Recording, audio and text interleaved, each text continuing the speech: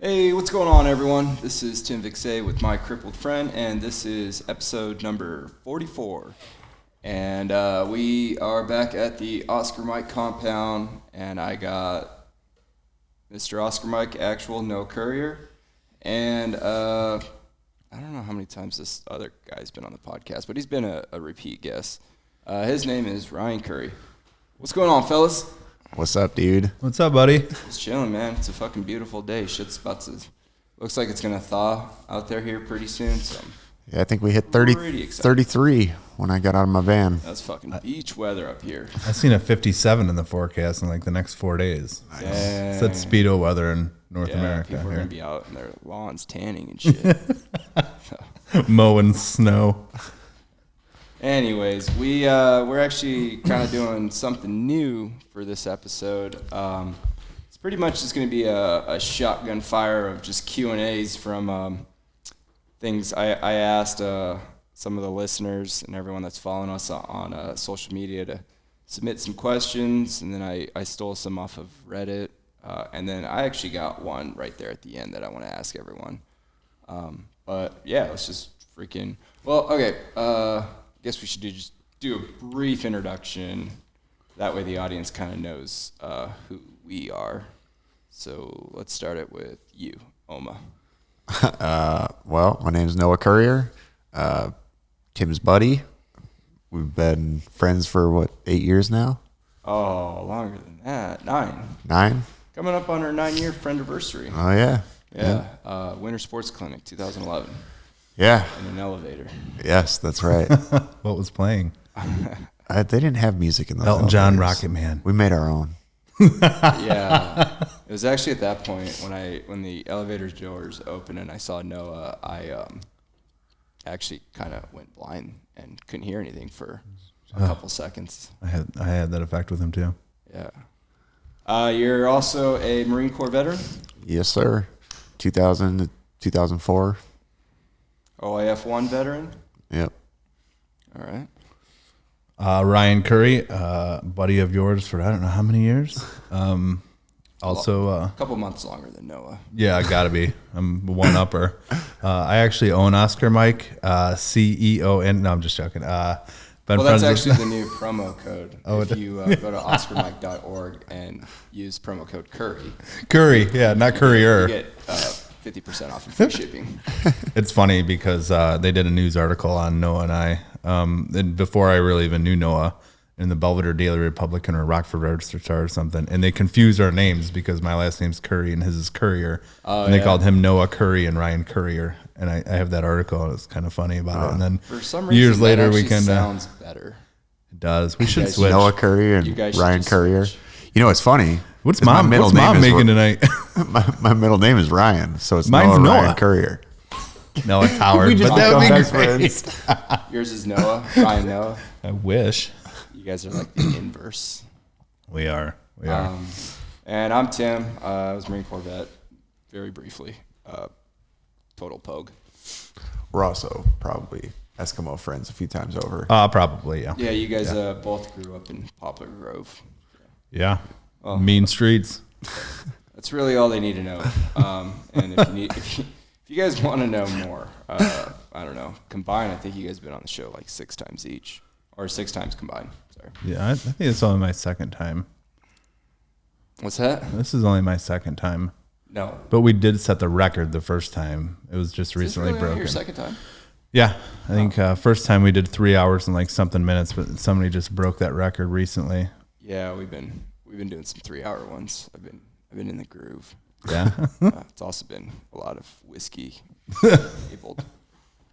So, first question. What's the dumbest thing you did as a PFC? Oh, geez, that's a long story. Well, tell me the short one. I was late for our first movement. Ooh, that's a good one. CAX. Wow. Yeah. You just overslept, or? No, I met a girl down at MCRD, and That's how it always starts. yeah, I woke up to a drill instructor banging on her door, who must have been her boyfriend. I don't know, or thought he was. It's usually the case. Yeah. He probably thought he was. Yeah. And so freaked did, me like, out 6 other because guys. I was a PFC and drill instructors scare PFCs. And yeah, she ended up giving me a ride back up to Camp Pendleton. I showed up and all the vehicles were in a line out, like on the road in front of the barracks. And I was still in civilian clothes, jumped out of her little red Mustang, ran in my room, threw on my camis.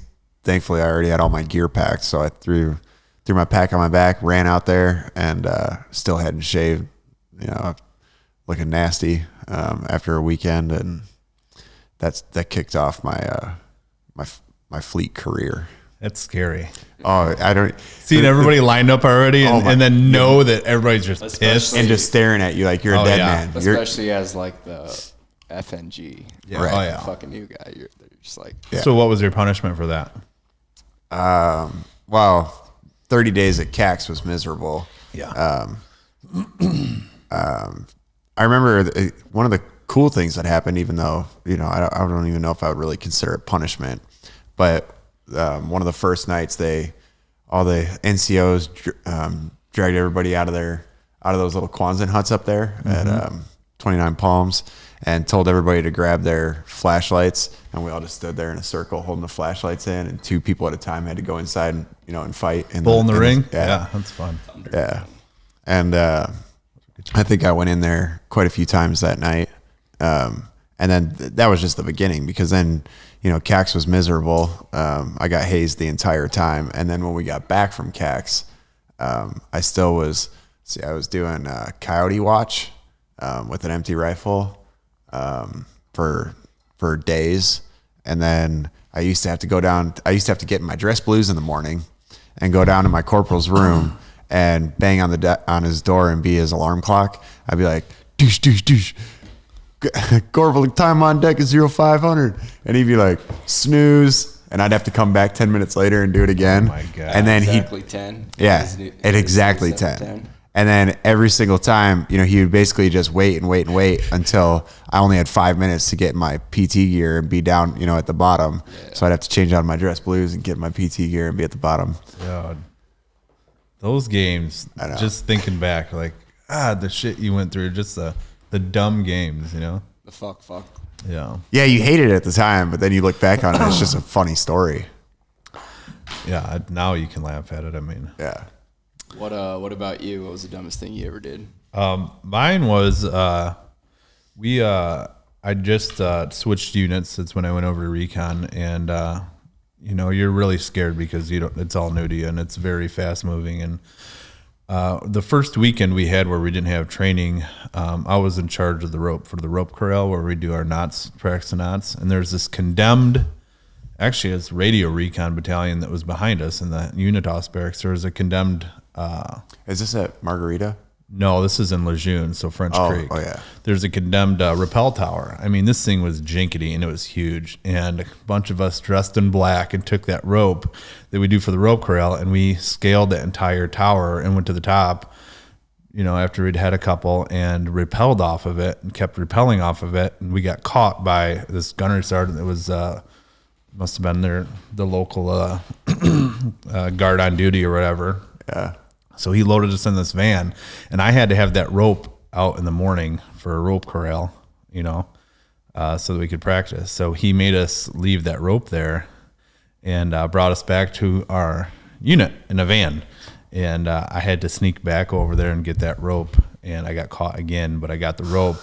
And the next morning, because I was in a white T-shirt, this gunny Shantz came out there and called me a Jimmy Dean, John McClane motherfucker. And what was I doing wearing a white T-shirt? And, that's not how we dress, And he made me like on the verge of like tears, He's just destroying me in front of everybody. But I got the rope back. But I think that was like the scariest I've been in a long, probably. Getting in trouble with a gunny or something. I remember our first sergeant, who's you talk like this. He had that old crusty voice, and we all had the same one. Yeah, we all had the same first sergeant.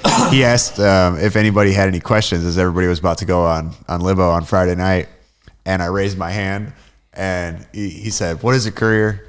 And the second I started talking, he's like, shut up. I mean, the second I started talking, and then he held up his fingers pinched together, and he's like, you know what this is?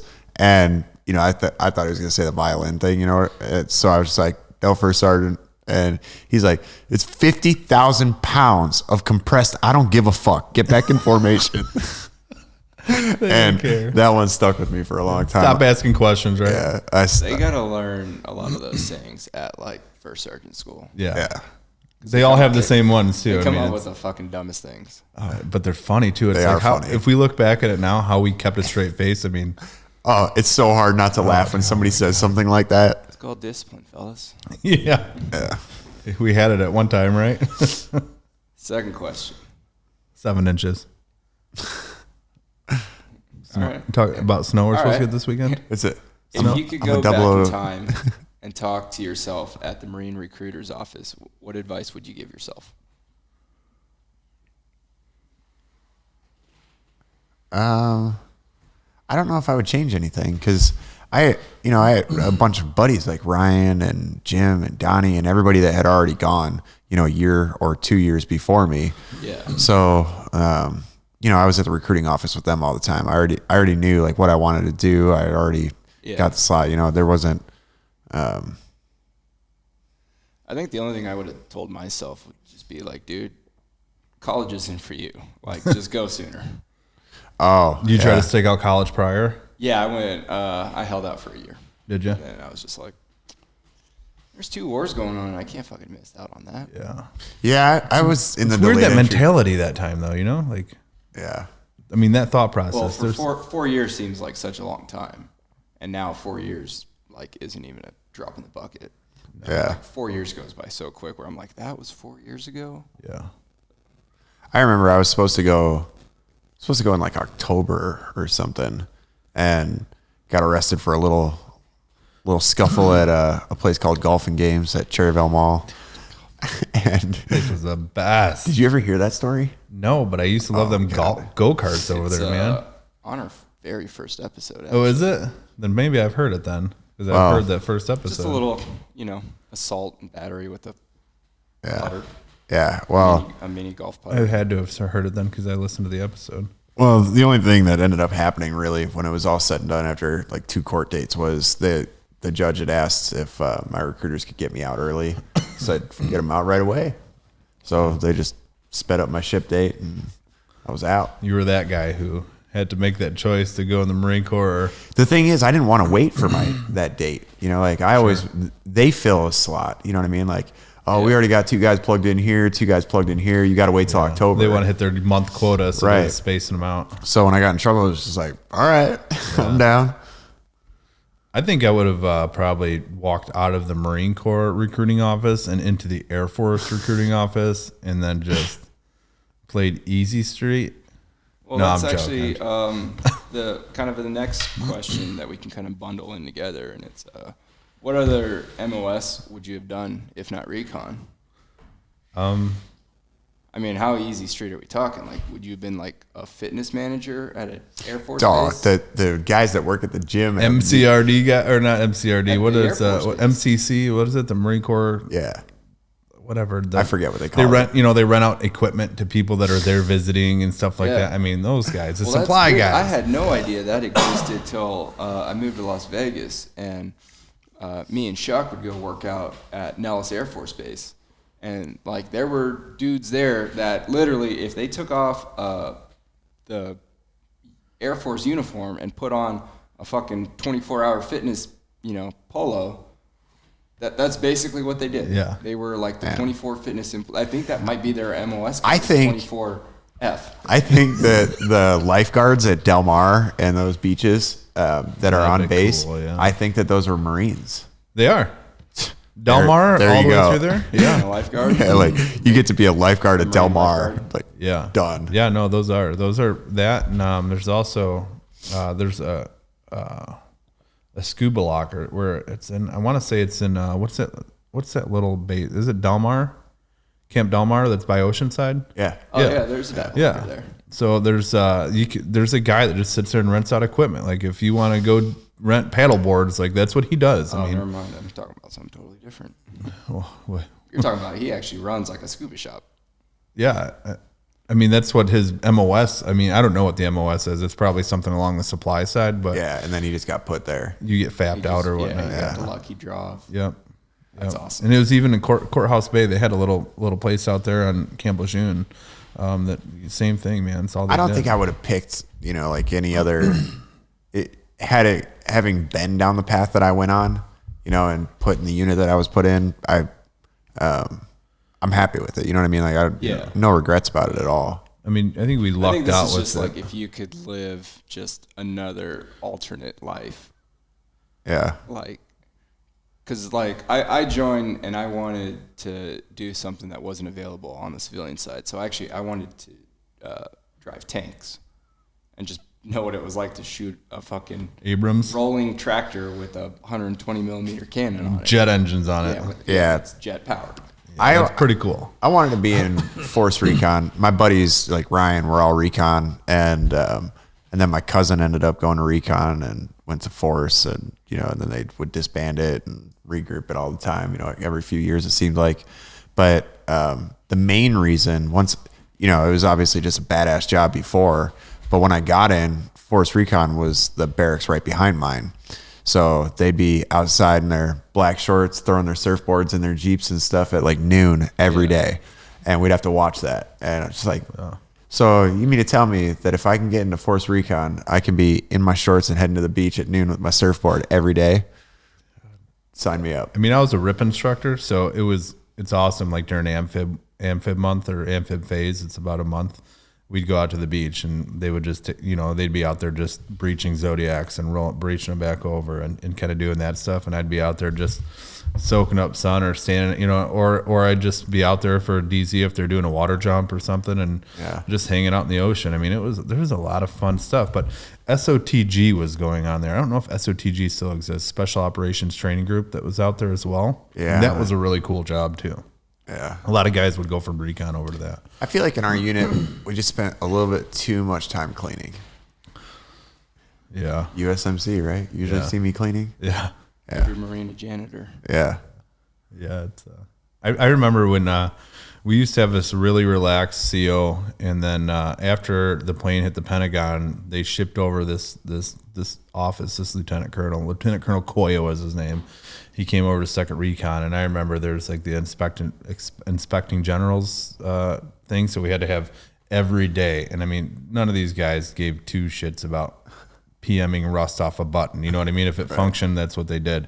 And everything was aligned, and everything had to be perfect. I mean, I remember spending like 10 hours a day just aligning stuff so that our own gunny could inspect it, then putting it all away so we could do that again tomorrow and the next day and the next day, and IPing socks and 550 cord that's attached to your ruck. It's like that shit right there is the reason like I hated the military, but at the same time, like maybe that made us a little bit more ready to. Here's a good little segue. What is something they don't tell you about the military? You're gonna get chlamydia. True story. I'm joking. What is something they don't tell you? Well, they don't tell you you're going to spend all that time cleaning and putting stuff in a line. The posters that get you in are the guys wearing the boonie cover with his face barely sticking out above the water and his rifle. And shit you're only doing like 1 or 2% of the time. 1% of the time. Yeah. They don't tell you that there's this place on Camp Pendleton called K Springs that's always burned to the ground, and they make you sleep there, and the ground is covered in tarantulas, and you just feel them crawling all over your sleeping bag all night. I'd spent my time on the East Coast, so I mean, I went through training on the West Coast, and then I left, so I didn't get. I mean, I'd slept out during the Crucible and stuff like that, but after that, I was, and of course, SOI, but. I don't think you can fathom before you go in how much time you actually spend on a ship. Oh yeah, jeez, it's like floating prisons. That and ship life is hell. I think the biggest thing for me was like just how slow everything moves. Yeah, and just like if you need to get parts or something fixed or go to the get like new glasses or something, like everything just moves so freaking slow. Yeah. But then at the same time, it's like at a drop of a hat, everything's fucking done, kinetic again, and you're fucking moving, and then you're just like, I don't know. I think it's just the big oscillation in speed, where things can just go from fucking bored. I mean, like boredom, like you've never experienced before. Right. And this is before. I mean, I was in before iPhones and shit too. So I remember just throwing rocks and just making a bunch of stupid games. Trying to hit a can or something with a rock. Hit a can or a bigger rock. Yeah. Pretty much like adult marbles. That was Iraq. A lot of throwing rocks. Yeah, I think maybe that's what it is. It's just like the boredom of just. We called our first deployment Operation Enduring Boredom right after September 11th. We spent 8 months on a ship just hoping that we were going to do something. Yeah. What was that like? Because miserable. Like you guys were both in pre 9/11, right? Yeah. Mm-hmm. So what was it like actually going on your first quote like combat deployment? Like the feeling. Like, I'm trying to get a gauge of like the locker room. Like what was the locker room like? You know what I mean? Well, with us, we can't even call it a combat deployment because it was just like we said. Did you know that going into it? No. Yeah. We thought the entire time we were getting off the ship and that's doing probably something. what you're told because the mission changes Any minute, 4,000 any times. minute, So every day it's like today's the day. Today's the Right. day. 8 months of that. And then, That's what I mean. Like what were some of the conversations you guys would have? Like it's like this is go time. This is for real. Oh, we became the biggest conspiracy theorists ever. Yeah. All of us, because the rumor mill on ship, it happens so fast. Like other than like, hey, did you hear J-Lo died? And then like 5 minutes later, all 1,000 people on the ship are saying like, did you hear it? Did you hear what happened? But So much drama too. There's so drama. and it spreads so fast, faster than coronavirus. Like, I wonder how the that worst, is now. Worst case of telephone ever. Dude, I wonder what the bandwidth speed of the Lance Corporal Underground is now that everyone has Phones? iPhones and Oh, it's got to be fast. man. yeah. Immediate. Like, I mean, if you send a nudie to someone, you might as well just upload it to the cloud. Yeah. I'm thankful that phones didn't exist when I was in too. high school because these kids are getting in trouble now. Like, I mean, they're immature, you know what I mean? And I didn't even really mature dude, till like years ago. Like, it middle wasn't. schoolers getting busted for essentially child pornography because another, middle schooler sent him a picture with some nipples in it or something. Yeah, All of a sudden, this kid who's, doing what we all did at his age with his own age group, which is a very important distinction. It's too easy to access now. It's just everything's just right at your hands. I just feel like there's been a big loss of freedom there. Privacy. Yeah, privacy. I mean, if you think about all of the shenanigans that happened in junior high and high school when we were kids, and there were no cameras in the schools, there were no cell phones, there was no anything, so you could go cause trouble, and it was fun. I feel like most of it was healthy. Well, now it's like if a fist fight happens, you gotta like hire a cameraman to make sure you get it on the Instagram. Right. Yeah, and I'm thankful that a lot of the idiotic things I did, I mean, these kids that do make mistakes, it's going to follow them forever because there's an electronic footprint of it that's never going away. And that's scary.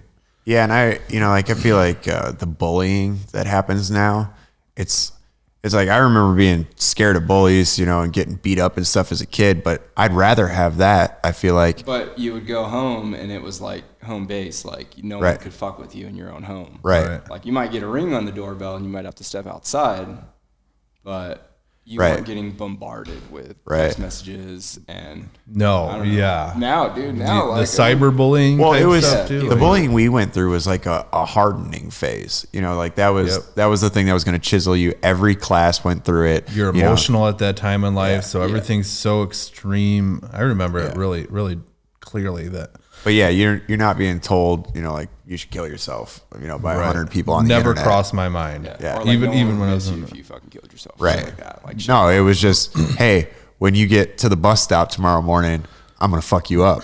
And you had to live with that all night, going, man, tomorrow at the bus stop's gonna suck. Yeah. You know, You would never think at one moment like, well, my dad's got a gun in his nightstand. I'm just going to grab that and bring it to the gun stop or the bus stop and just gun down this fool. My dad was a very...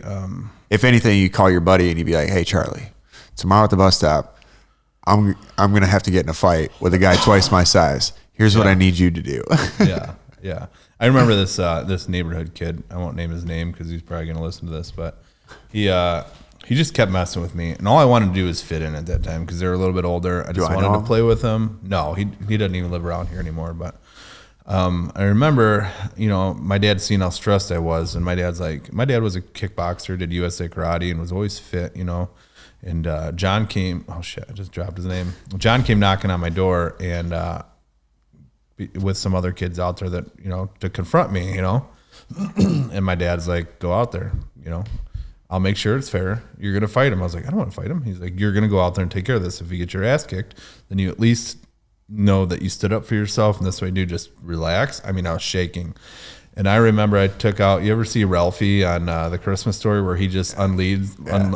That's what I did. And I just beat the hell out of this kid who was a couple years older than me. And it was real awkward around the neighborhood for a little bit. And then, things started swooning over and, time passes. Yeah. People forget about stupid stuff and everything, eventually was fine. But I only remember how dramatic that was in my mind. And my dad just, shook my hand and patted me on the back. And my dad would allow me to do that stuff and almost expected it too. I think the funniest, I'd make this one quick, kid named Tony who lived next door in the trailer park shot me through the face with a pellet gun. What? And it went through my cheek, hit my tooth on the other side. And I just remember at first I dropped to the ground and, checked my face because I felt something hit me. I knew that he had a pellet gun and he was 30 yards from me. And then I put it together in my head and I was like, he just shot me in the face. And then I felt the hole in my cheek and I'm like, this is real. This really just happened. And I, the metal in my mouth and my tooth, I was just like, oh my God, this is real. And I got up and I just started chasing him. And I chased him all the way to his house. And he's fast. We played every sport together. And he beat me to his front door. And, he had a 30-yard head start when he saw me sprinting. So we get to his door. He slams the door shut and locks it. And I start banging on the door. And, get your ass out here or whatever. And his dad is a monster of a guy. And he opens the door just pissed, looking at me like, what the hell are you doing banging on my door? And I took my hand off my cheek and I was like, your son shot me in the face. And he's just like, hold on. And he runs inside, grabs Tony and just throws him out on the front porch. You're gonna deal with this. Hash it out, boys. Yeah. And that's what life was back then. Nowadays it's like you said, it's cyber bullies, it's people. I don't think there's a defined rite of passage for anyone anymore, especially because the Boy Scouts are bankrupt. Nobody's enlisting or anything. There's no, every generation kind of has to make that decision, the big, our grandfathers with World War II and our fathers and uncles in Vietnam. There was a rite of passage that was clearly defined. And you can even take it further back to Spartan culture or the Mongols or the Brits. There was just things that you did and not even military, not even just military specific, but even shit all right, I come from a long line of fucking coal miners and this is what we do and this is kind of our rite of passage. Yeah, family tradition. When we're 13, we're going to go work in the coal mines. Well, and when we were in school even, going from freshman to a senior, every year you were... Or an incoming freshman on your first day of high school and all the seniors saying, listen, kid. Oh, you had to put up with that for your entire freshman year at our school. Yeah. We had to do a tiny school. We'd have to do handstands against the wall. Oh, yeah, pushing a penny down the hallway especially with your nose. If you wanted to play sports. Yeah. Every day, so my second period was gym class, and I had a bunch of the seniors from the football team. And I was on the football team, but I was a freshman, and they would all just toss me around. I was tiny. I was 5'3" or 5'5" or something, and about 100 pounds. But every day once I would get out of my gym clothes and get my regular clothes back on, they'd be blocking the door so I couldn't leave. And they would turn on all the showers and throw me in after I'd gotten fully dressed. Yeah. So I'd have to go to my next class just soaking wet and sit down just, in my seat. And the teachers wouldn't do anything. And I wouldn't tell on them because that would have made my life even worse. So you just deal with it. And then, that was like the rite of passage. Every freshman got tortured. I feel like we were mentally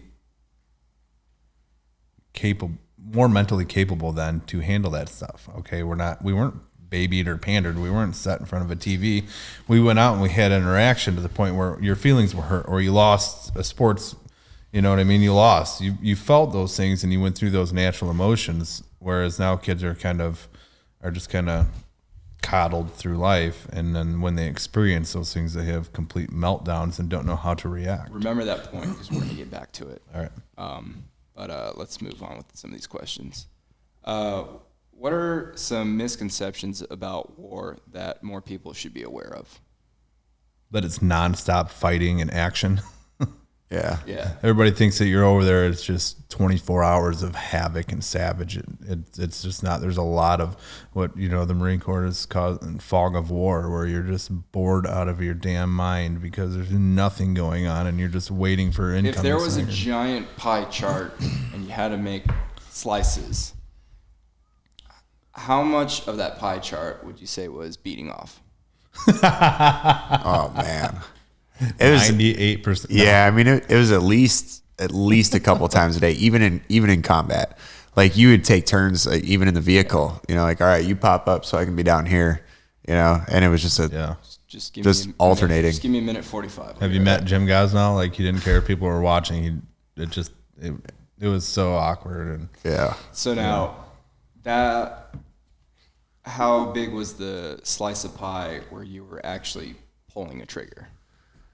Small. I mean, I think in the beginning,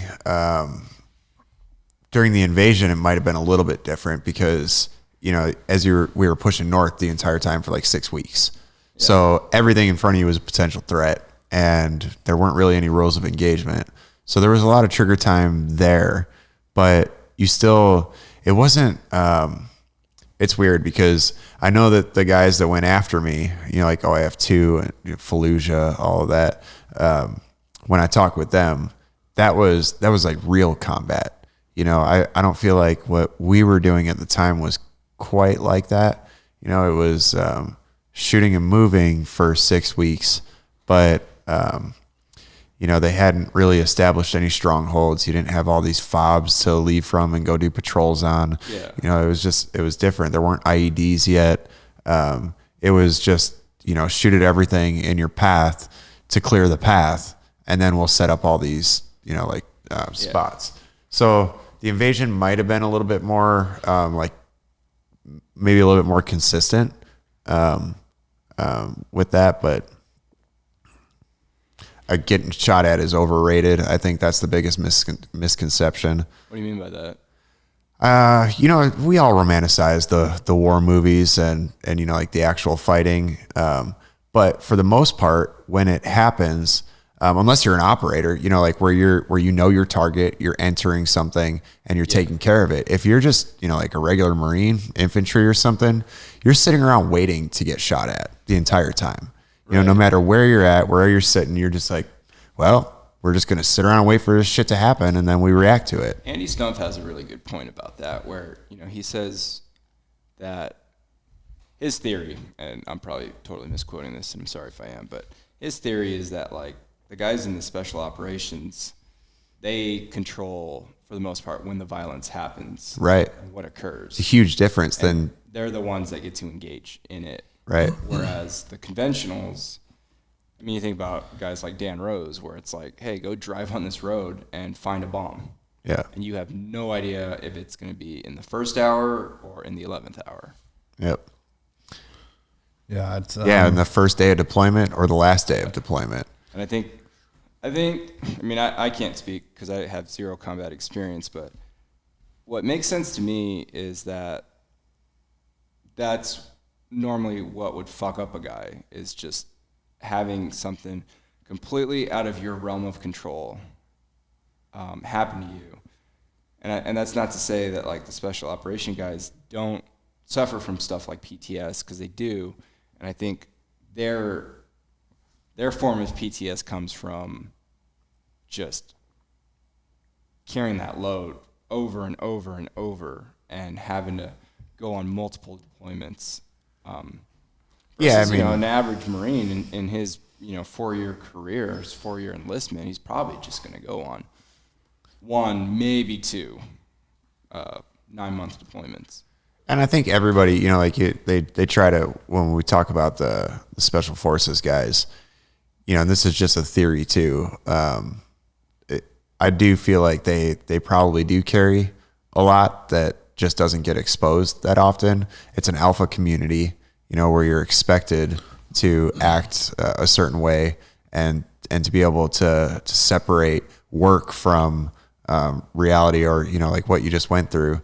But taking a life is taking a life, and they can tell you that you're supposed to, that's work and you were just doing your job, but it's hard for me to believe that can really just be separated all the time. Yeah, it's like one thing that I really appreciate about that unit is everybody's very passionate. You're there because you wanted to be there. You weren't just stuck in a unit because that was the MOS you were giving. Yeah. But you busted your ass to get there. So everybody's passionate. But everybody, there's an additional vetting process. Right. And a lot of the people were extremely kind, like very hardcore but kind people. Like I remember this guy Lee. We lived in a cockroach infested barracks, and he would be pissed if you killed the cockroach. Like, you don't kill that bug. Like, you take it outside and let it go. Like, he was just very loved, nature and everything else. And, I mean, the very first day I was in Iraq, when we got to Fallujah, we did left seat, right seat with the company that we were relieving, and we went on a mission. I mean, and it was the worst mission ever. I mean, I walked up and a 155 shell literally 5 feet from me when I'm patrolling with another guy along the road that didn't go off, don't know how. And then we engaged a VB-IED that came at us at 45 miles an hour. I mean, like, if it could go wrong, it went wrong. And then it just set the tone. While we were gone, we had incoming in the tent that we were sleeping in. We got mortared and everything destroyed. So, I mean, it was just like, this is the shit I'm going to deal with for the next 7 months. And I was just scared, Yeah. I felt like it was just like a shell shock, but then you settle in. I mean, they kept us so busy. We did probably a mission a day, sometimes 2 missions a day. And, but when you're in that train of thought nonstop, it comes mundane. You're not shooting all the time either. It's, if you're kicking in doors or, my job is we'd go next door and just keep eyes on, to see somebody that's maybe making IEDs in their house and setting them outside and just kind of running intel back. But, or route surveillance, like you were saying, looking for IEDs. Like, I did that a lot, and that's why I got hit a lot, because they hide them well. But yeah, that was something we never had to deal with, because it wasn't a thing yet. Yeah. Every time we left that gate, every time we left the Camp Fallujah, like, their IEDs, and they could be as close as the I mean, I don't know how the hell they get in there, because you have people, you have sentries, posted at the gate, and there's this serpentine of HESCO barriers to get out. I mean, they would find a way to get them up into your own HESCO barriers. And I mean, before you even go, and and then complex attacks. And when we first got there, you go like 70 miles an hour in those Humvees and just woo, party. Oh, I got some theories about that. Then they said, oh no, we're gonna have a speed limit, and they slowed us down, which gave us a target. And when you hit the IDs, it would hit underneath us instead of our back tires, because we weren't going fast, and because they wanted us to ride with NVGs blackout, except for the scout vehicles, which I ran a scout element, which had lights on everywhere like big targets. But yeah, things changed a lot when I was there, as far as officers and politicians getting too involved with the war. All right. What don't the movies get? Grenades. Yeah, that's gonna be my answer. Yeah. Grenades. They never do those justice. No. Yeah. Explosions in general. It would be really boring and underwhelming if it did. Yeah. Like, if movies had realistic grenades, people would be like, no, real grenades are way more intense than the ones in the movies. yeah, but they're not throwing fireballs Correct. and blasting dudes Right. out of windows. Right. Right. No, but I always just, every time you see, like you see a guy throw a grenade 5 feet and, into a hole or something, like, Yeah. not the grenades we're using, man. No. We're going to dog on grenades for a minute, too, because I think we should include smoke grenades in those. Yeah. Because, I mean, on a fucking breezy day, you're going to have to pop, like, at least 4 or 5 of those fucking grenades. The smoke grenades that we had were pretty good, but yeah, we would use multiples. It wasn't just like one would do it. I feel like in the movies, they just, like, pop 1 or 2, and it's like you get a fucking... It also depends which one you're using, because the big canisters, those were used intense. these. What are those things? Flares. We used to use flares all the time, and I remember like those things landing. This place called Pancake Village. I remember like there's just full of insurgents, and we had to go from Fallujah to El Taqatum, and we'd go past this place. And I remember just popping flares up and watching them because normally they stop, before they hit the ground. Well, Yeah. Luckily, they'd hit the ground and just ignite everything because that's like white phosphorus, and it's just burning at such an intense. Oh yeah. You know what I mean? And then it's just like game on. Oh, here's another good one is NVGs.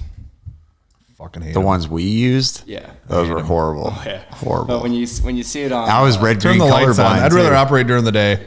when you see it, like... I just on the didn't wear them movies, because I couldn't see anything. Yeah, when you see it in the movies, you're just like, oh, this is just a green filter, and I can see everything perfectly normal. Yeah. My depth perception's fine. I can see my peripherals. Like, Yeah, it's like, is that a hole? It looks like it's about 10 feet away. Oh, I remember hitting an IED crater. My driver hit an IED crater going like 45 miles an hour. That was huge. And I remember hitting it so hard that my gunner comes out of the turret. And then, not all the way. All of our radios come disconnected. Just everything dust inside there. Like we had hit the IED. It was just a crater though. And I remember just hurting so bad after hitting that thing because I'm like, Zakaro was his name. I'm like, what's going on, man? He's like, I swear to God, I didn't see it. You have NVGs on your how head. long did it take you to realize that you didn't just get blown up? So a lot of the times if we saw one, my job was he would drive next to it. I'd have to look down in that hole. And that's a really shitty job because a lot of times that's when they go off if they're not pressure plates, if they're, victim initiated or not victim initiated, but Haji initiated. So I thought maybe we did, but then once I kind of regained, I just knew. You could tell by the vehicle, but yeah, we got out and had to look at the vehicle and everything else. And So I do want to ask, what was it like driving up into Baghdad? Did you guys ever get to use like NVGs while like the Air Force was up there rocking and rolling? yeah, we had NVGs the entire time, pushing all the way through. But like I said, I don't think I really used them much because I was green colorblind. Like every time I'd look in those, I felt like I couldn't see anything. Yeah. So I'd have them on my head because I had to, but I'd have them lifted up above my forehead. And I do remember one time I was in the gunner seat driving. First Recon had gotten on some sort of skirmish. I think it was First Recon. They turned us around because we were probably a few miles north of them already. And we turned around and floored it, like as fast as we could. So when we turned around, now my buddy Micah's vehicle is in front of me. And Because these recon guys were already in contact, right? right. So we got, hurry up and get there real quick. So when we turn around, we're flooring it. I'm looking through the thermals and sitting in the gunner's seat of the vehicle. And, all of a sudden I see his vehicle just, like sparks everywhere. And I'm thinking they got hit. And so the very first thing I did, I threw off that CVC helmet. Yeah. I threw it to my staff sergeant. And he was in the middle of saying, stay on the radios because he was going to leave. But, I had a few of my best friends in that vehicle. Yeah. So I just threw it at him and I ran over there. And I remember twisting open the back handles and opening the doors. And everybody inside is like, but they're all alive and they're fine. And we started pulling them out of there and nobody knows what happened, so we're pulling them out of the back of the vehicle. Vehicle is destroyed in the front end of it. But when we look at it, we're like, where's all this concrete? Holy shit. They turned a concrete, one of the, the center line concrete barriers. Yeah. They turned it sideways when they started hitting the unit. So we're doing like 60 miles an hour and hit that concrete barrier at full speed. oh my God. Yeah. Did you ever get to go to Martyrs Monument in Baghdad? The big green, like, egg-shaped thing right downtown Baghdad? The only thing I remember about Baghdad was the circle. We went to this, we did a site survey with some politicians. We did security for them to maybe do detainee releases there. It's real smart to release them right in the middle of Baghdad. But I remember being there, and it's amazing, this giant monument. But I looked off to the right, and I remember seeing like this circus with like a wheel, Ferris wheel and stuff like that was all dilapidated and blown up. And it was just really creepy knowing that is sitting there, you know. And did you get a photo of this? I have a photo of the monument. I'm not sure if I have a photo of the circus. It was off kind of far, but yeah, I have a lot of photos of the monument. It was pretty impressive. But we went right down the middle of the daytime, right through there, and I always thought that'd be kind of a cool job if you got embedded with the right unit. It would be a combat camera. Oh yeah. But you'd almost be better off just to be a private war journalist. Yeah. Yeah. Those motherfuckers are badass. Not I think if I had to go, them. like let's say I was diabetic and I couldn't go I couldn't enlist. I think I would have gone like war journalism. I don't think they helped our cause much in the beginning. Maybe the cause, you know, for sure. Yeah. But our cause in the beginning, I don't feel like. I think it depends who you're like embedded with. But if you were just a freelance, because there's a couple guys, you know, that have just been embedded and have done like multiple deployments. I don't know if that's the appropriate word, but multiple trips overseas, and you know, you weren't babysitting them; they were just out there, just as you know, had their own sidearm and weren't. Yeah, we didn't. We always had complete pussies, and they would always take a spot in one of our vehicles where I needed a corpsman or, you know, something like that. So it always pissed me off, and being a scout up front, it just was dumb. And my gunny would always be like, "Oh, you're just riding Curry's vehicle." I'd be like, "What the hell's wrong?" I mean, I got in yelling matches with that man. He was they just at least share some snacks. Yeah, he always had good snacks, right? We didn't have one in our unit, No. but First Recon did. Yeah. And that was the guy from Rolling Stone, which became a big deal. You know, when that came out. I forgot who ours was with. All right, well, we're talking about snacks and shit. What types of items in care packages were rare to get but most appreciated? Tobacco. It was cartons of cigarettes, cartons of stateside Copenhagen, and nudie magazines. Yeah. And you know, the nudie magazine thing is still true? what? Or do they want just a memory card? Yeah, probably a memory card. They all got computers and everything now. Nobody looks at magazines. That is We're kind old. of funny. We are old. Yeah. No, I loved. I mean, I dipped then, so I Skull Strait and dipped Copenhagen. Baby wipes. Yeah, baby wipes and jerky. Everybody loves jerky. Yeah. So I never really got care packages, but when a lot of my like high school buddies and even just friends that would deploy, I would always I'd go to Costco and I would just buy a big ass box of baby wipes, bunch of logs of Copenhagen, because that was gold. Overseas, you could sell. Shit, right? You get to a point in deployments where you can sell a tin of Copenhagen for $1,000. Oh yeah, he's not joking either. Especially if you're on ship. Yeah. If you're on ship and the ship runs out of stuff, I mean, I've seen them go for $300-$400 for just a can of chew. Oh yeah, because you're not spending any money. You're getting all this combat pay, tax free. Yep. These guys have never had money in their lives, so they're like, well, you know, fuck it, I need this. You could almost do like a parody show of like, you know, when you watch like the Morning Bell, and like everyone, you know, you're watching like the New York Stock Exchange, and they're like, "Hey, Copenhagen's up."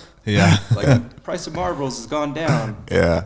I'm not even going to tell you some of the things that either I had to do or other people had to do for a tin of Copenhagen. There's a show called 68 Whiskey. Have you seen that? 68 Whiskey? It's a new show out. I haven't seen it yet. I've been DVRing about the medics. Is that what it is? I heard about it. Is it any? Do you hear good things or? I don't fucking watch TV. Yeah, that's all I do. I have no life. Yeah, I'm a dad. Here's actually a light-hearted one. Actually, while we're still talking about food, let's go back to this one. What's your go-to MRE hack? Easy, dude. Oh, man. You take, there's two. You take pound cake and peanut butter with the M&Ms. You mix the M&Ms with the peanut butter. That's a good one. Or you take Tabasco sauce into the jalapeno cheese.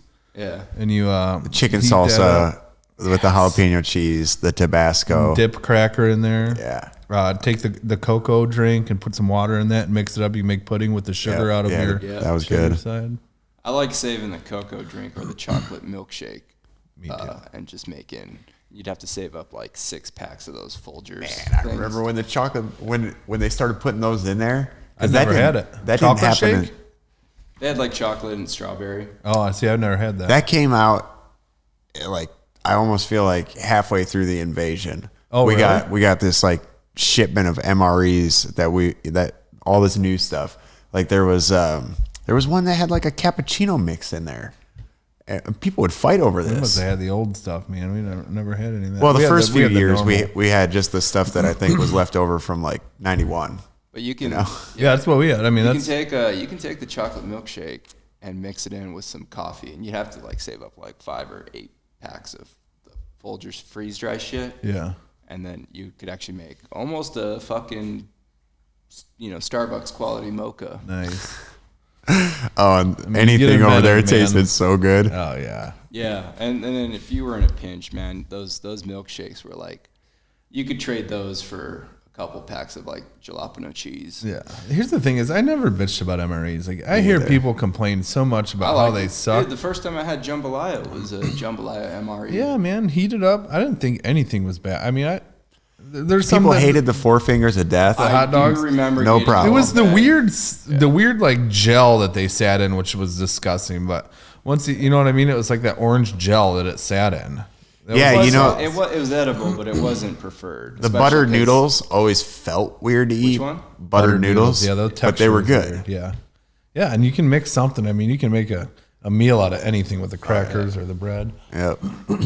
I want to get my hands on one of the new ones because I heard they don't put matches or the Tabasco sauce, the little mini bottles. They don't. I just saw one, or I had one at work a few weeks ago. It's a damn It was the shame. weirdest thing opening that and not seeing like some of the staples in there. Yeah, because one of my Toilet paper.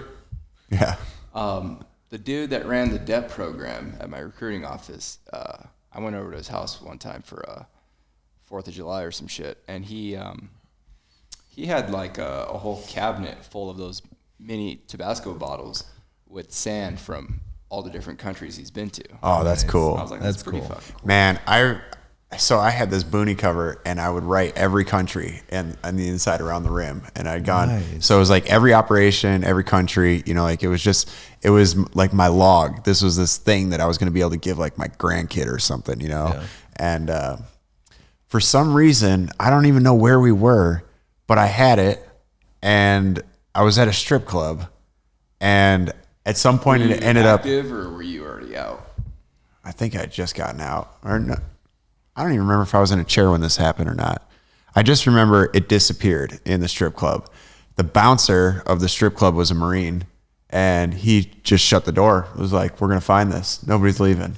It gets in here. Once I told him what was on it, he's like, yeah, we're going to find this. And we just ripped the place apart and Never nothing. found it.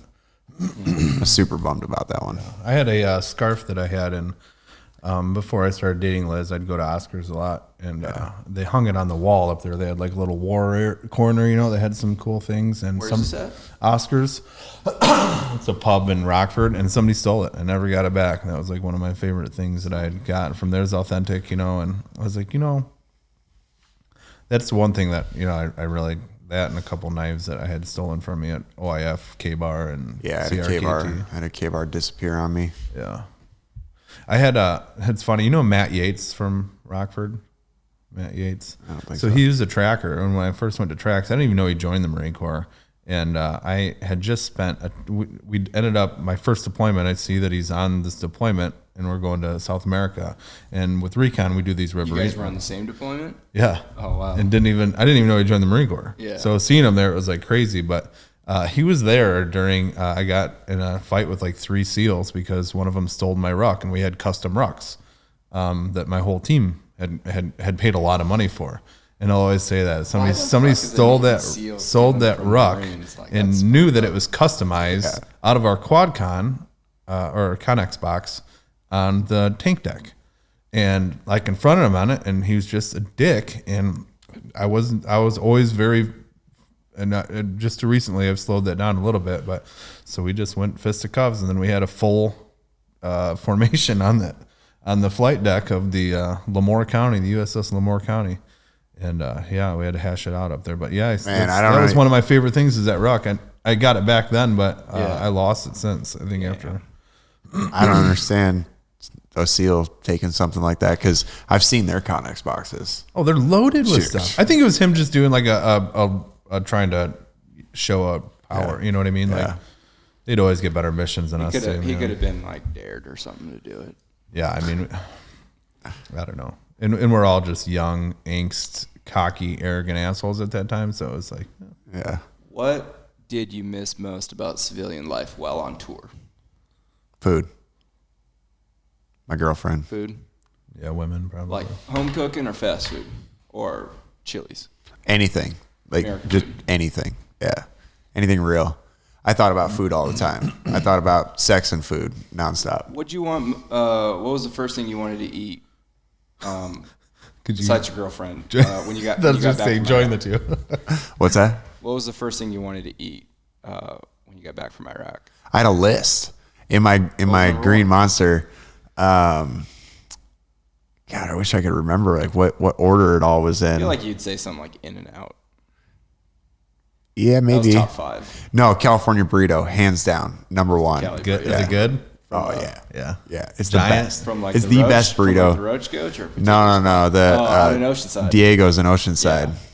Yeah. Do you remember the Warriors Cafe or the Warriors and Cax? Oh God, yeah. Yeah. Those chili cheese The fries, burgers dude. too, man. Whew. For being out in the middle of the desert and getting something that was heaven. Everybody played spades at the picnic Yeah, tables. And spades. Jeez. yeah. What about you, Ryan? I don't know. To be honest with you, I didn't mind deployments at all. Like I was, the only Was this thing all pre-family? So you didn't. I had a daughter when I went to Iraq, my oldest daughter. So I have a 16-year-old daughter. So that is what. It's a pretty obvious one. Yeah, for sure. Like that was the only thing I really, the only reason that I missed my family, but hearing her talk on the phone and stuff just tore me up. She did. I did give her a teddy bear with my voice recorded in it, and she gave me her Care Bear, that I kept, and I took on every deployment. I kept it in my ruck. It kind of smelled like her a little bit, so that was probably the toughest. But You still got that bear? yeah, oh yeah. All right, just making sure you didn't trade it for some Copenhagen. No, some things are a little more important to me. I guess I do have a heart. That's probably what I would have made him trade me for a tin of Copenhagen. Dude, this thing's worth things. This guy over here loves Care Bears. It would be a creepy ass Marine that wanted a pink Care Bear too. He's just got hundreds of them. I don't have this one though. His entire half his rucksack is just different Care Bears and fur babies with random voices in it. Oh man, I remember. So sick. What were the troll dolls? Oh yeah. Gosnell had this garbage bag of them in the basement. Like, did he have a little sister? No, he's an only child. Well, for some reason, in his mom's house, there's this garbage bag of troll dolls, and so we're just thinking of things that we could do that night, and we got all cammied up. We put on face paint. We got our paintball guns. And Those were his mom's. Oh, were they? Yeah. All right. So we loaded up these backpacks. We each had a backpack full of troll dolls, and then we got we each had a Slim Jim with us, and we went and we broke into every single car in the entire area, and we put these troll dolls on the dashboard, and then we locked the car back Didn't up. take anything? Didn't Just take anything out of any car. But we're like, this is how we make the news. This is it, like, and we probably put 100 troll dolls in cars that night. That's so funny. Oh man, that's what you do in Poplar Grove. Yep. Now I'm running for county board, so I can't really say. I hope none of them listen to this. All right. What was the hardest part about rejoining the civilian world? It's a good question too, because it's like for you, it was also transitioning into the quadriplegic world as well as the civilian world. Right. And then with Ryan, it was Yeah, I got thrust back More after an injury as well, but standard. not like that. Right. Everybody else kind of went through their debriefing and stuff like that. I got wounded and then spent 7 months, and then I think it was the toughest part was just emotions. I thought I was fine. I came back. I thought I didn't need anything. I didn't need any help from the VA. I didn't need any help. And I made a complete fool of myself in a lot of ways. Destroyed relationships. Wasn't a good friend. Were there any like stigmas or apprehension in going to the VA? Yeah, I mean, there's always, here's a medication if it doesn't work in 8 weeks, and what we need is help now. So just because they give you a medication at that time, they weren't talking to you, and so that was tough on me, and I didn't, and I thought when we come back, we don't need any help. We just want to go on because we're so excited to be home. We don't need anything. We just want to live our lives. And then all of a sudden, these little demons start creeping up, and then we realize maybe there's more to your injury or your acclimation into civilian life than the stereotypes are, and it's real. I mean, it's not that you have to have PTSD to suffer these things. You don't even have to have depression. It's just from 100 miles an hour down to 15. I didn't even know anything about a VA hospital. I woke up in one, or I woke up in a regular hospital, and they transferred me to the VA right away after they had done the actual neck surgery, and then spent 2 months picking glass out of my head and body and sitting there in a neck brace, with a trachea in the beginning and all that kind of stuff. And that was my introduction to the VA. And they kept me alive and they took care of me. So I didn't have any issues with the VA. And then What was it like when you were coming back home? Maureen died. From war and with an injury. Maureen died. Yeah, right. So that was I hated the world. Yeah. When that happened, I gave up on everything. I just wanted to burn it to the ground. So actually the next question kind of segues right into it. How do you feel about people thanking you for your service? I hate that, there's this false notion to me because I like being the center of attention, but I hate attention. So I like to go up on stage and talk about things, but I hate compliments, that type of attention. So I don't want attention or thanks for anything because I didn't do anything for anybody, but I felt, I went over because I joined, I wanted to do this. I did want to serve my country as a whole. And I don't mind it. I'm not going to search for that attention, but it's appreciated. I think it's cool. I think when people do it because they're not really saying, when somebody says it to me, I'm not like thinking they're saying thank you to me. They're being appreciative of, basically just service and sacrifice in general. They're speaking to the community right. as a whole. And the fact that that has transitioned to where people are doing that now, because that wasn't always the case. I think it's cool. I just had this little kid walk up to me and do it the other day, and it's like, that was so cool, man. And I was like, thank you, man. It was my pleasure. I loved it, but thank you very much. Yeah, that's a good point. It's almost like a double-edged sword, right? Yeah. Where you're appreciative that he's saying thank you and not spitting on you. For sure. But then, from my stance, it's like, I don't really feel like I did anything special, and I really, don't deserve it. And like, okay, yeah, I'm a Marine veteran in a wheelchair, but like, I didn't get hurt overseas or anything. Yeah, I think that's the awkward part is we all know none of us deserve it. Even the guys that served in combat, you're not any different. You know what I mean? Even if that was the luck of the draw. If I would have done multiple deployments and came back, like those weren't the reasons why I joined. Right. You didn't join for the attention. I didn't want the pat on the back. Well, when we joined, nobody was getting a pat on the back because it was peacetime. Yeah. Like there was nobody saying thank you to anybody for anything, and then you get home and all of a sudden this trend started where that started becoming more popular. And it's always a little awkward when it happens. You're good. Well, thanks, man. It didn't. Yeah. And I was probably that Marine for a while. Like, when I tell you what, I went through a lot of different emotions, man, a lot of different phases in life, and you look back and kind of embarrassed on some of them, but I think we all come back and like Noah said, and you said, we appreciate that because they appreciate just the service in general, not what we did, because 90% of them don't know what we did. But I always, I just want to say one thing about the veterans who do search for that. I think there's probably something else going on. It's like those veterans that correct someone for saying Happy Memorial Day when someone's just trying to be nice to you and they're like, oh, I'm really going to be happy? Like, dude, stop. Hold that thought. Oh, we're going to get to that. Good. Yeah. My pet peeve. The next question, and I hate to keep bringing this up because I feel like it was like fucking forever ago, but is it upsetting you or is it upsetting to you when Colin Kaepernick and other players are kneeling during the national anthem? No. Yeah, we've already gone kind of balls deep. Doesn't even faze me. The reason that I don't like it is because there's men and women carrying the flag across the field. I get what they're doing. I'm taught if you see the flag or there's people in uniform that are marching colors onto the field, you stand up and give respect to the flag. Yeah. But I get that people have died for their right. And I'm not going to, I'm not going to make a bigger deal out of it. Imagine if nobody would have said anything when he did it. Right. I mean, nobody would have known. What was upsetting when I saw the images of him just sitting on the bench, it was a little bit of upsetting. But when he started doing the knee, I was like, well, we kneel at crosses and altars and caskets all the time. And even he said it. He's not trying to disrespect. I mean, when you hear what he says, then you're like, I get it.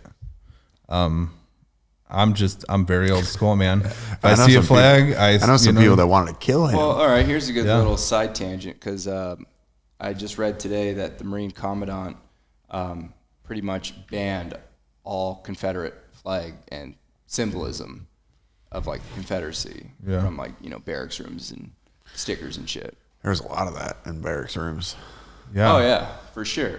And I don't think it was really, it might have been more of a sense of like, they weren't like thinking the Confederacy is going to rise again and shit. Although, there were people that were kind of like that. But I think it was mostly just like a Southern pride thing.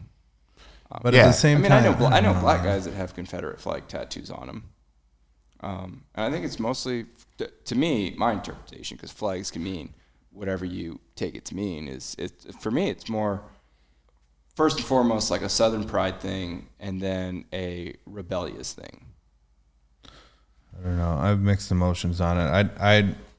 I think I don't appreciate the flag. Things. Yeah, it depends on what you're using it for. So what's more disrespectful, like kneeling for the national anthem or flying a Confederate flag?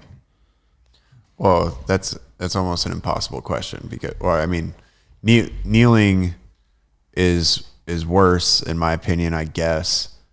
But at the same time, it depends on what your intentions are. Because if you're one of those people that are flying a Confederate flag to be because you want slavery, or just like to show I'm doing this to be a dick, right? Because I live my life like that. That's a whole different kind of person. The flag represented a part of our country that is known for slavery. That's not what it was for. It was unionization. But anytime someone sees a Confederate flag, they're going to compare it to those times. There's, you know what I mean? And then the Civil War, that was the flag of the South. So when Confederacy, and when you think of Confederacy and what the Confederate flag was, there's not a lot to be proud of, I guess, in my mind. There is historic value to everything, like the statues that they're tearing down, I think are dumb, because you're giving a statue way too much power. Well, dude, and a lot of people don't know this. A lot of those statues were put up during the Civil Rights Movement in the 1960s, and they weren't even that well constructed. How about this? How about just the way it can make people feel? And I'm not saying we got to protect everybody's feelings, but this was a significant moment to me. One of our athletes that came through the compound, black dude, does his trip around the lake, comes back, and he's like, hey man, what's up with your subdivision? I'm like, what are you talking about? And he's like, there were like 8 Confederate flags flying at houses just on the road around the lake. And I was like, what? What are you talking about? And he's dead serious, and I didn't even believe it at first. And then I went around with him and he pointed them all out. And I'm like, it's like every 50th house, you know what I mean? Or whatever. Yeah. But I'd never even noticed it, but he noticed every one of them. you know, and the way it made him feel, and even enough to like ask a question like, what's up with your neighborhood? Yeah. You know, it's like, well, that reason alone is enough for me to just be like, but I'm never going to have one. I mean, I'm not from the South anyway, but I mean, nowadays people hate the American flag. So I don't know. I mean, there's one flag for me. I'm not going to wave a flag that flew 60 years ago, or I mean, 140 years ago. I'm going to wave my flag, and it's the only flag I'm going to represent besides the Marine Corps flag. I didn't serve on their Confederacy. Agreed. There's nobody that's alive right now served on the Confederacy, so why are you flying the flag? Put it in your house if that's what you like. But I don't know. I mean, but that's also just as much their right as it is Colin Kaepernick's to kneel. So I mean, and I mean, I think there's also something about like if you have, let's just say you had a Confederate flag that was in like a shadow box or a case on your wall, and you know it looked like, you know, historic. Yeah. That'd be almost like a collector item, not I'm flying this to be an asshole. I didn't just buy it on let's just Amazon. Expand on this question one step further. Do you think it should be illegal to burn the American flag? That's some deep shit right here, Timmy. No, it shouldn't be illegal. I think that the people that are in the surrounding area are going to take care of it on their own. You know, there's enough people that if somebody sees that, police your own right there.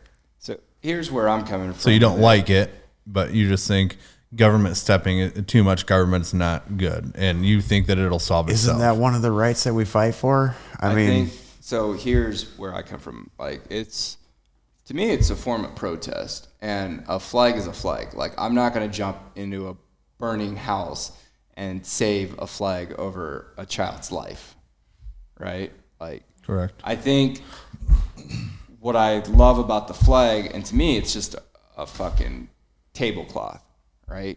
But the ideas that it represents, those are the things that are worth protecting. Like, when we're talking about defending a flag, like, are we defending the rag that it was printed on or you know, embroidered on, or are we defending those ideas? Well, in the moment, that's the symbolism. That's the monument. You know, the flag is the So you're trying castle. to destroy those ideas by doing that. And by protecting the flag, you're protecting the castle. For me, I would if someone was desecrating the flag, there's nothing that would stop me from jumping into there and just going all out, even when I'm 50 years old. That's just who I am as a person. Yeah. I would not let a flag touch the floor now today. I wouldn't. I'm just very protective over because that's the country that I love. I personally wouldn't. Yeah. But I'm not going to beat up a kid at a high school football game because he's not standing for the national anthem or anything like that. It's I wouldn't. I think the best way to approach the situation is, for whatever reason, those people are discontent and they're unhappy with the U.S. So it's like, why don't we make the U.S. something that they're going to be proud to fly a flag, and they're never going to think about, you know, stomping on it or anything. I think the U.S. is already a very proud place and has all of those things. I think people, first of all, I think we can grow in many areas, but at the same time, it's the people that have never, ever been anywhere else to understand life and how good they have it here. And like I said, do I think racial profiling and all this happen? Of course it exists. Are there racism every day? And I can't tell anybody that because I've never lived those shoes. It's not like my buddy Greg, who does film. Like, I get on him sometimes and I realize, like, maybe that's how he feels. I can't say that doesn't exist. It does exist because it's happened to him. So it's a realization and just trying to understand somebody else, and you know what I mean, type thing. Well, I mean, to go back to your point, like, that's kind of just a cop-out answer, because it's like they don't know, you know, what it's like in a third world country or anything, but it's like, how do we reach those people and show them that, you know? Like, it's easy to just say and point fingers and play the blame game, but it's like, what do we do to remedy that situation? iPhones and wide open internet. Yeah. Well, yeah. Some people are just really ignorant, though, all too. the information at your fingertips, but we're too busy doing TikToks and fucking Tinder. Grinder. Noah likes Grinder. It is. No, I think, you know what I mean? What you do personally, I don't like a lot of government telling me what I can and can't do. Personally, it hurts me to see someone desecrate the flag, and I really mean that. Like, it physically, I mean, it seriously, it hurts me. Like, I mean, even non-Americans. And if I can get into their head, the other night at the city council meeting, there's a bunch of anti-cop people there. It's like, what can we do to bring everybody together? Like, what's the solution here? Approach those people, and 9 times out of 10, they're not approachable. I mean, they just tell you how much they hate, and they're extreme. And if they're already to that point, I just had a cool conversation with one of the doctors today at the VA, and one of the things he's like, yeah, we can't talk politics, as a federal employee, and because we had both kind of like hinted towards a couple things politically in our short little conversation, and he said, "Isn't it funny how we almost all of us, when it comes to like an issue, we agree like 99% until certain words are used. Yeah. And once those certain words are used in a conversation, now we disagree and now we're enemies. Yeah. But on, like most concepts, we can all pretty much agree on everything." I actually had that discussion with your dad the other day. And your dad's very passionate, very passionate guy. And that's what I love about him. But we are all, I think 9 out of 10 people are socially liberal, fiscally conservative. And I think that's very across the board. Yeah. And a lot of people, it's all just translates. And you're right.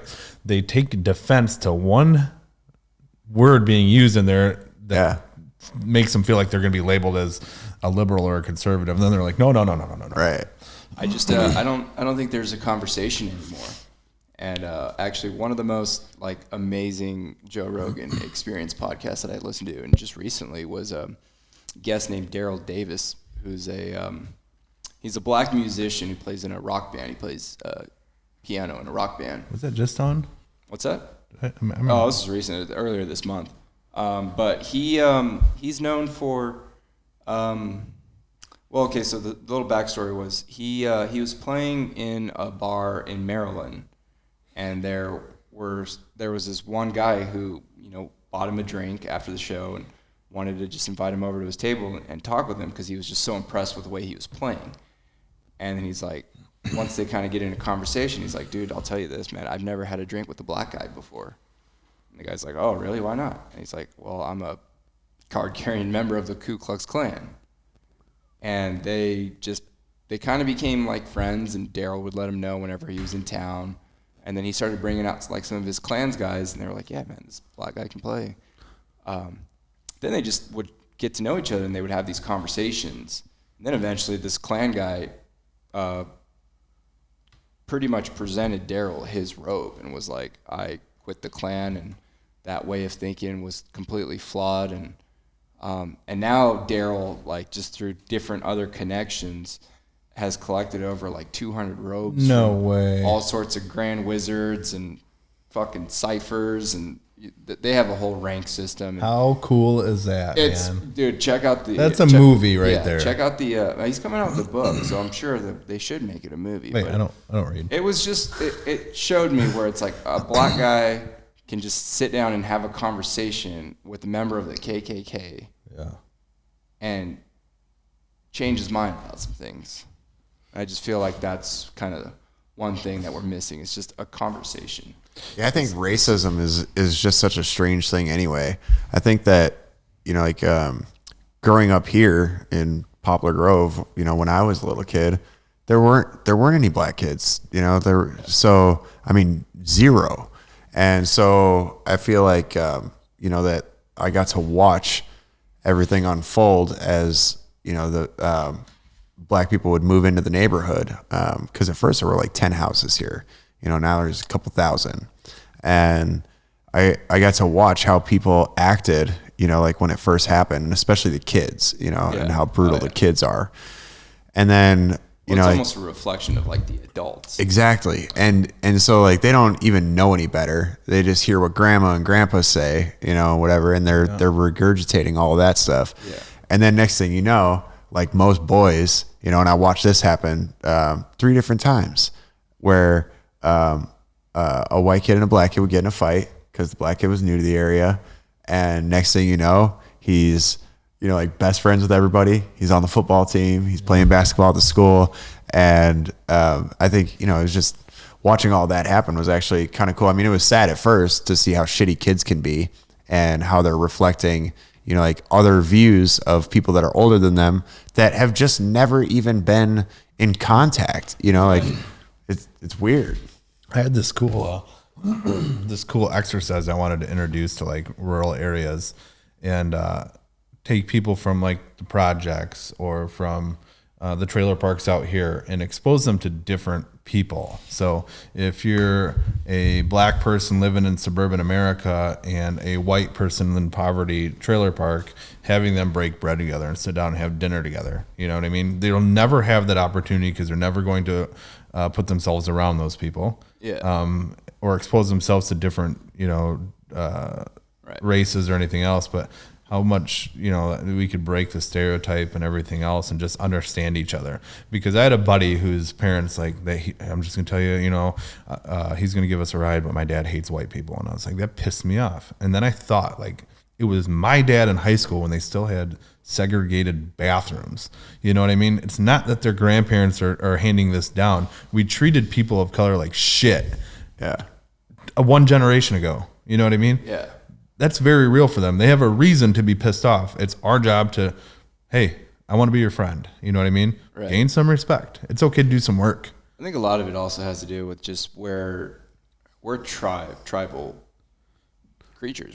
I mean, that's how we've existed and that's how we've flourished, was we just had tribes. And for me growing up, it was, I mean, I grew up in Southeast Portland and in Oregon City, where it was a good mix of races and colors, but for the most part, we were kind of... And Antifa.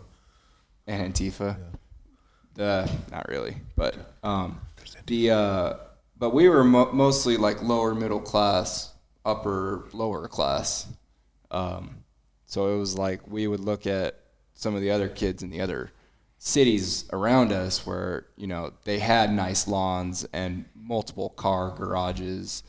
And we were just like, it was mostly classist, I guess. Like we were mostly just jealous of the rich kids that got to drive. If I had to hop the fence into the trailer park to go play baseball or basketball, I knew that I was going to get in a fight that day. Right. Because somebody over there wasn't going to like the fact that I came from the subdivision next door. Yeah. And this You know? used to be the premier place back in the day. Like you were Candlewick was like, you were rich because you had a washer and dryer. Right. Yeah, you came from over the fence. Yeah. We know you threw your bike over the fence. you had to a come mom over and a here. dad. Right. Right.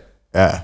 Yeah, it's interesting how we just divide ourselves up into those tribes, and then that's just kind of like our clan. Yeah, but I think, you know, like that eventually the end goal, you know, civilization is to those tribes just get bigger and bigger and blend, you know, and eventually we're actually civilized. Unless you're Adolf Hitler. Yes. And then he tries to get a tribe big enough to take over the world. Wasn't, you know, geez, I don't even want to talk about him because I don't know enough about it to say it, but in his mind, wasn't his like ultimate goal world peace? To start. Right. Yeah, Like that was his thing. I think he was on the But in order to achieve it, Just white people. right. But in order to achieve world peace, there couldn't be tribes. Everybody had to be the same. Yeah. So you gotta. I think early on he was Times Person of the Year, I believe, on the cover of Time magazine. Did you know that? No. Yeah, he was. Does that really mean anything though? It's huge to me. Not really. It means a lot to me. I mean, name a previous 5. O.J. Simpson, Bill Cosby, Harvey Weinstein, Jeffrey Epstein. Epstein. Yeah, all great people. And that Greta girl. Yeah, Everyone's Greta looking at Van. it right Greta now. Van needs a dentist. Strostrom. Yeah. All right. Last question for the day. We're just What's the getting warmed biggest up problem facing veterans today? The biggest problem facing veterans, Yeah. they're Community as a whole. This is actually my question. my opinion. I think that I would restructure the military, you know, my whole thing on that. But I feel like veterans don't learn how to do normal things when they're in, like taking care of. You essentially wanted to turn the military into an Ivy League college. Yeah. Yep. With physical fitness being and marksmanship and all those things being priority. Yeah. But teaching them, you know, like transferable skills to the civilian world and making it a part of like picking up new ranks. And instead of getting paid $800 a paycheck or whatever it is, pay them $60,000 a year and make them pay for the barracks, make them pay for their chow, make them pay for their insurance. In the end, it's the exact same. Like if you're dedicating $60,000 per PFC, but the government's paying all of the things for you, and instead just giving you $800 every 2 weeks, switch that. Give it. I would just live in my van. It's actually right outside cool. the shop.